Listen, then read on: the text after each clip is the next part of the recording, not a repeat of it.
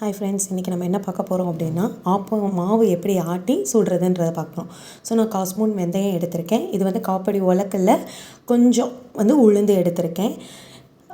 இது வந்து அரைப்படி உலக்கில் வந்து பாதி இட்லி அரிசியும் பாதி பச்சரிசியும் ஆட் பண்ணியிருக்கேன்.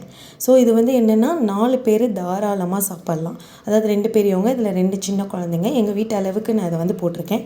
ஸோ இது வந்து ஒரு 2-3 டைம்ஸ் வந்து நீங்கள் நல்லா வாஷ் பண்ணி எடுத்துடணும். வாஷ் பண்ணி எடுத்து மூடி ஒரு 3 to 4 hours வந்து நல்லா ஊற விட்டுருங்க. ஊற விட்டதுக்கப்புறம் மாவை ஆட்டுங்க. ஸோ இது ஆட்டும்போது எப்படின்னா ரொம்ப நைஸாக ஆட்டிட வேண்டாம், கொஞ்சம் திப்பி ஆட்டுங்க. ஸோ கண்டென்சி வந்து உங்களுக்கு வந்து ரொம்ப வந்து லிக்விடாக இருக்கக்கூடாது, ரொம்ப கெட்டியாகவும் இருக்கக்கூடாது. ஸோ இந்த பதத்துக்கு தான் நீங்கள் வந்து ஆட்டி அதாவது இது வந்து எப்படின்னா நான் மார்னிங் ஆட்டியிருக்கேன்.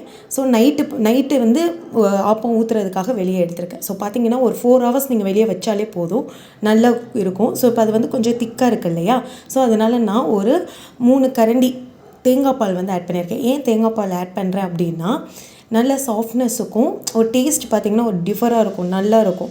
ஸோ அதனால் நான் வந்து இதில் 3 கரண்டி தேங்காய் பாலை வந்து ஆட் பண்ணியிருக்கேன். ஆட் பண்ணதுக்கப்புறம் பார்த்திங்கன்னா என்னோடய பதம் வந்து பார்த்திங்கன்னா இந்த மாதிரி தான் இருக்கும். ஸோ இந்த மாதிரி இருந்தால் மட்டும்தான் உங்களுக்கு ஆப்பம் நல்லா ஊற்றுறதுக்கு வரும். ஸோ ரொம்ப கெட்டியாகவும் ரொம்ப தண்ணியாகவும் இருந்துட வேண்டாம்.